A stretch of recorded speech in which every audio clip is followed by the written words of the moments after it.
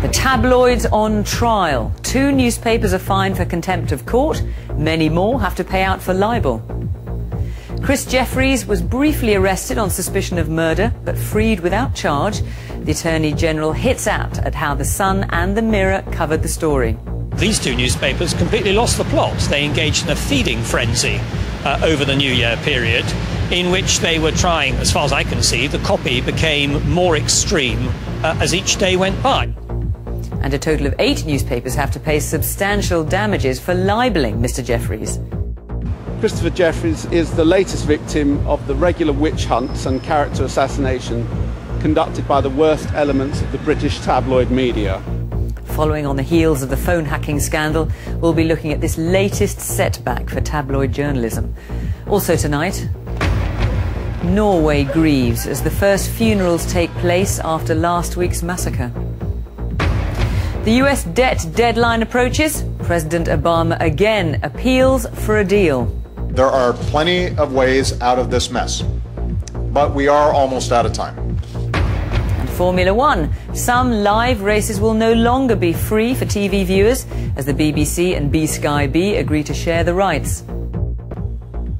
On BBC London, the government's urged to rethink its plans for a new high-speed rail link. And a novel way to view the capital. Plans for a walkway on top of the O2 get the go-ahead.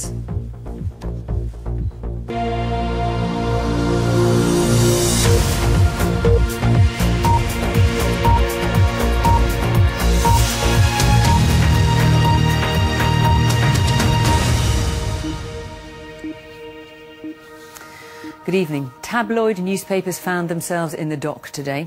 The Daily Mirror and The Sun were fined after printing articles about the landlord of Joanna Yates, who was murdered in Bristol last year. Christopher Jeffries was arrested last December, but freed without charge. The Attorney General said their reports could have seriously prejudiced the course of justice. Along with 6 other newspapers, they were also ordered to pay substantial damages for libelling Mr. Jeffries. As Nick Hyam reports, along with the ongoing phone hacking scandal, it's the latest setback for Britain's troubled tabloids. He was the innocent man vilified by the tabloids. Christopher Jeffries was under arrest on suspicion of murdering Joe Yates when the newspapers went to work on him. The Daily Mirror and The Sun went furthest. One linked him to an earlier murder and to paedophile offences. The other implied he was a stalker. Today, the Lord Chief Justice said that would have created a substantial risk to the course of justice if Mr. Jeffries had ever faced trial. He fined the Mirror £50,000, the Sun £18,000. The Attorney General himself led the prosecution. When Mr. Jeffries was arrested, these 2 newspapers completely lost the plot. They just went on a sort of extraordinary frolic of vilification of Mr. Jeffries in a way that was frankly outrageous. Joe Yates' disappearance dominated the headlines over Christmas and New Year. A neighbour, Vincent Tabak, has admitted killing her. He'll face court in the autumn. In a separate hearing, 8 papers agreed to pay out substantial libel damages to Christopher Jeffries. The actual amount remains private. He wasn't in court. His lawyers spoke for him. Christopher Jeffries is the latest victim of the regular witch hunts and character assassination conducted by the worst elements of the British tabloid media.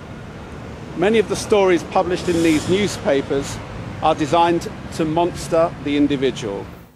It's been a dreadful day for the tabloids. The libel payouts and fines for contempt are costly and humiliating, and the Attorney General's read them the Riot Act, though it could have been worse. In 1949, the Daily Mirror's editor was sent to jail for contempt of court. What's more, just as it looked as if the row about phone hacking was dying down, it's blazed up again. The policeman who investigated the disappearance and murder of Sarah Payne said he thought his phone had been hacked, or tapped, as he put it. I think the tapping of phones is outrageous.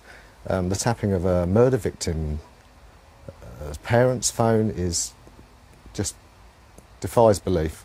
And if they've now stepped into the world of tapping police officers' phones, then when does this all stop? Where does this stop? Tonight, Sarah's mother, Sarah Payne, vowed to challenge what she called the bad apples involved in phone hacking. She worked closely with the News of the World, campaigning for tougher action against paedophiles. Yet her phone number was on a list belonging to Glenn Mulcair, the private investigator used by the paper. In a statement today, he said he apologised, but said he was just following instructions. Also today, Baroness Buscombe resigned as chairman of the newspaper's watchdog, the Press Complaints Commission. In recent weeks, she'd struggled to defend the PCC's record. Campaigners welcome the move. What we want is independent regulation, but with teeth, so that actually that would be the one thing that tabloids would fear, and that's where their reputation would matter, is in relation to the PCC. But that has yet to happen. And tonight, there was yet more bad news for the press. Scotland Yard said it was extending its investigation of phone hacking to cover computer hacking too. Nick Hyam, BBC News. Well, News International's James Murdoch was today given strong backing from B-Sky B, where he's also chairman. This despite questions raised about his role in the unanimous support from the board came as the company reported operating profits of over £1 billion. There's some flash photography in this report by our business editor, Robert Peston. On the menu for British Sky Broadcasting today, annual results which showed revenues or income of £6.6 billion, up 16%, which consolidates its position as the biggest British broadcaster. But for its chairman, James Murdoch, life hasn't been so rosy because he's also chairman of News Corporation's UK arm, which owned the News of the World. Given the widespread criticism there's been of News International and of James Murdoch, why did the board take the view that James Murdoch shouldn't stand down as chairman? I think the vast majority of supporters, of shareholders, are very supportive of James. They recognise his contribution. Of course they want to see the appropriate system of governance and independence at Sky, which we have and will continue to have. But he has strong support with shareholders, very, very strong support in the business, and strong support from the board. But evidence from these two former colleagues of James Murdoch, Colin Myler and Tom Crone, could weaken James Murdoch, depending on how this committee rules on a disagreement between them over when James Murdoch knew about the extent of illegal phone hacking at the News of the World. Tom Crone and Colin Myler and indeed John Chapman have made statements suggesting that the evidence given to the committee by James Murdoch was incorrect. So we want to find out more details of that, and we've written to ask them to supply more information. Once we have that, I think it's very likely we will want to put that to James Murdoch and hear his response. What's striking is that all the bad publicity about what happened at B-Sky B's biggest shareholder, News Corporation, doesn't seem to have harmed B-Sky B. In a pretty weak economy, British Sky Broadcasting pushed up its operating profits by more than £1 billion. It ended the year with 10.3 million paying customers, and it's handing back to shareholders £750 million in cash. The moment James Murdoch's more famous father, Rupert Murdoch, received a phone pie in the face, delivered by this protester, Jonathan May Bowles, who today pleaded guilty to assault. I would just like to say that this has been the most humble day of my life. And what if the Murdochs find something worse than foam is sticking to them? Will that persuade the regulator Ofcom that under News Corp's influence, B-Sky B is no longer fit and proper to hold a broadcasting licence? I strongly refute any suggestion that B-Sky B is not an appropriate, fit and proper owner of a broadcast licence. You know, the licence is held by the company, and the company is controlled by by a majority of independent directors at board level, and we have got strong systems of control and strong standards right throughout Sky. Which implies that if the going gets tough for James Murdoch and Rupert Murdoch, the independent directors of Sky would try to put distance between themselves and the business's founders, the Murdochs. Robert Peston, BBC News. The first funeral has taken place of the 77 victims killed a week ago in Norway by the gunman Anders Breivik. Banu Rashid was an 18-year-old Iraqi Kurd who'd come to Norway as a refugee in 1996. Hundreds of people have also attended a memorial service in Oslo, organised by the Norwegian Labour Party. From Oslo, Richard Galpin reports.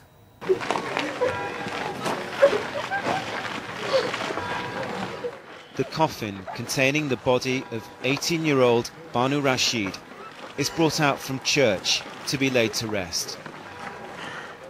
Her family, originally from Iraq, mourning the loss of a daughter who'd been a leading light in the Muslim community here. Exactly a week ago, Banu Rashid was shot dead, along with more than 60 others attending a youth camp on the island of Utøya. she'd dreamt of becoming a politician. So many friends and relatives came to the funeral that hundreds had to stand outside. So she will be missed.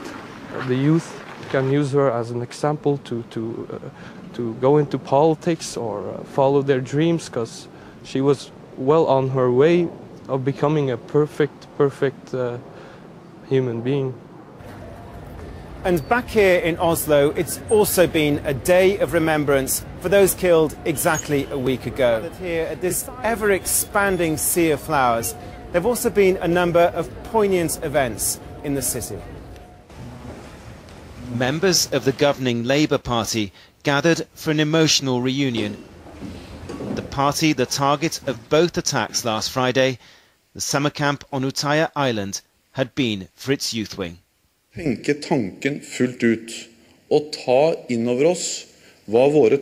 Prime Minister Jens Stoltenberg said many of their finest young people were now dead.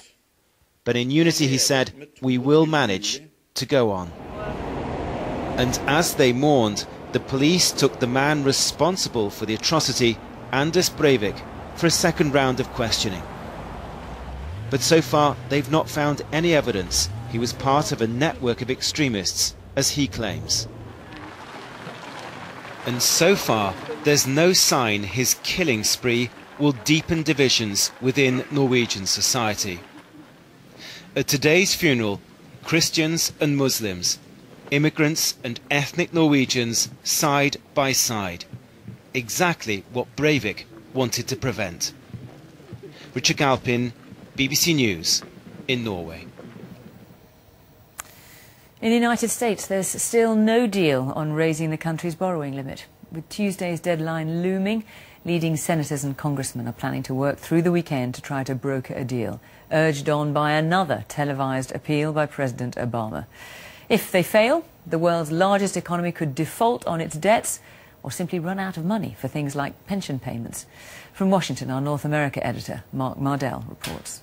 Bring your peace to their pain. Prayers for the politicians who do seem in need of some divine inspiration. CBS News. What would a default of the nation's debt mean for you? As the nation waits on tenterhooks for the Congress to act, more bad news, slower than expected growth.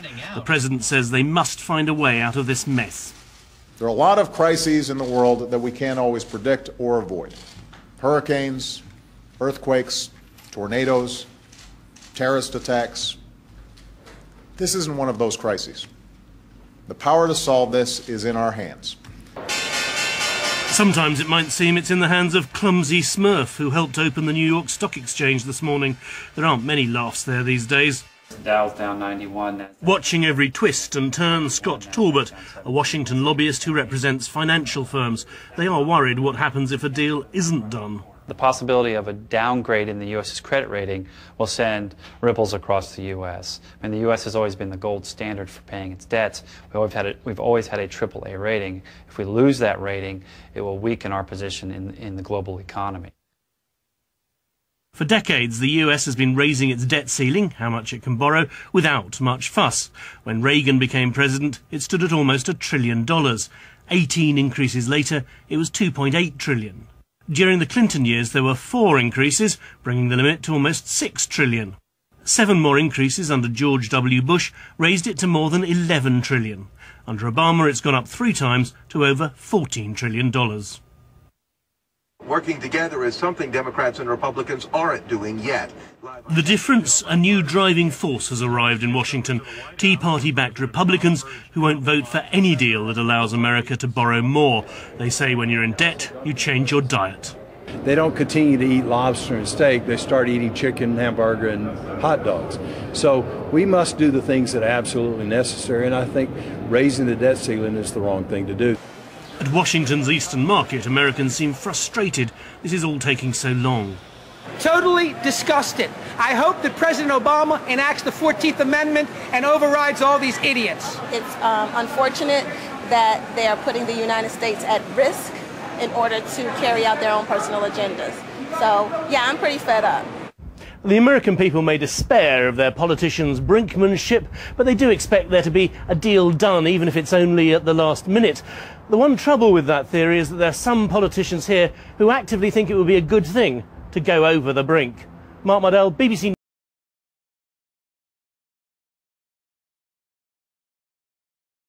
These are the scenes which a retired security worker woke to. The smell of fresh paint was still strong this afternoon on this street in Lower Schenkel. Mr. Toulmin has lived at this address since September, but has called Northern Ireland home for the past 8 years. Vast majority of people are nice, you know. I never experienced all these things before. Since I came here 8 years ago, I live at different places in West Belfast, Force Road, beautiful people, North Belfast, South Belfast. I mean, I never had any problem. This is the first problem I've had since I came to this country. The attack happened sometime between 4 o'clock and 7 o'clock this morning, when Mr. Toulmin woke to a strong smell of paint coming from the front of his property. He's now told the BBC he wants to leave this area immediately because he's scared the attacks will continue and get worse. I don't see why people should do such a thing in this 21st century. I mean, people must have the right to live anywhere they want, and people have the right to live in peaceful coexistence with others. So you don't have to do this because of color or because of my ethnic background. It is really sad. The 65-year-old lives alone. Shortly after he moved to the area, he says he was approached and threatened, which resulted in him contacting the police. Today's attack has been met with anger by some of his neighbours. I feel ashamed, to be honest. He's on his own. He doesn't know too many people in the area, and it is just cards that does this. It's cards. You mean they don't come to my door or other people's doors and threaten them the way they're doing with this gentleman, or intimidating them, should I say. The police are asking for anyone with information to come forward. Rick Farragut, BBC Newsline, West Belfast.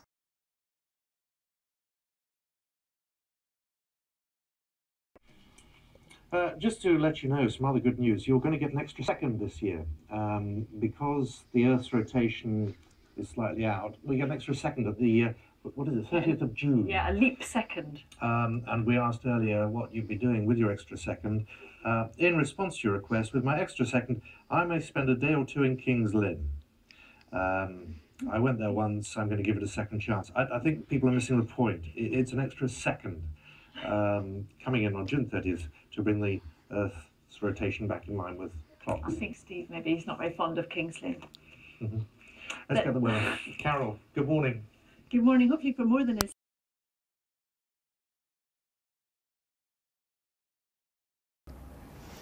Well, what a difference 24 hours makes. Yesterday, Australia was at the bottom of a list of countries ranked for their efforts to tackle climate change. Now, it has pledged $200 million towards a global fund to fight global warming. The money will help poorer nations mitigate the impact of climate change. It's being seen as a U-turn for Prime Minister Tony Abbott's government, which had earlier refused to join other wealthy nations in contributing to the fund. So what has caused the about face? Well, joining me here in the studio is Camilla Toulmin, Director of the International Institute for Environment and Development. Thanks very much, Camilla, for joining us here on Impact. This is a bit of a U-turn, isn't it? It is indeed, and I think it shows how important these global climate negotiations can be for providing a focus on laggards in coming to a deal. So it's partly, as you said, the Climate Change Performance Index that put Australia right down at the bottom with Saudi Arabia and Canada, I should say, and a number of other countries that depend heavily on fossil fuel activity. How significant is this $200 million figure? Well, in itself, it's not a huge amount. I mean, if you take Norway, Norway has pledged something just a bit below, I think, 130 million. So it's not a huge amount, but it's the beginnings of a move in the right direction. Because, of course, when Tony Abbott's government came in last year, they did a whole number of things like scrapping the carbon tax. So maybe next week we'll see them putting the carbon tax back on. Let's hope. Do we know where it's coming from? It's coming from the foreign aid bill, but that's nothing unusual. In fact, many governments take money from their foreign aid bill in order to fulfill climate change pledges, which shouldn't really happen because this money should be on top of the existing aid budget. Why has Australia been so reluctant up until now to pledge anything? I think it's really, you have to look at where their economy is coming from, and it's largely mining, both of minerals, but also coal, oil and gas. And coal, if you like, reliance on coal is obviously going to make you pretty wary of signing up to an act that basically wants to keep coal in the hole and to get emissions of greenhouse gases down as close to zero as we possibly can, as soon as we can. So what does this about-face, this U-turn, say about Australia's attitude towards climate change? Well, I think Australia's always, its population is made up of two groups. There's the groups of, if you like, people very reliant on the mining sector, people who maybe have an attitude that's more 20th century, and another group of people who are very much global citizens and who see Australia, or who would like to see Australia, on the front foot as playing its role as a global citizen, taking on these big global challenges. And of course, the political conflict that we saw at the election this time last year was essentially seeing those two groups playing it out.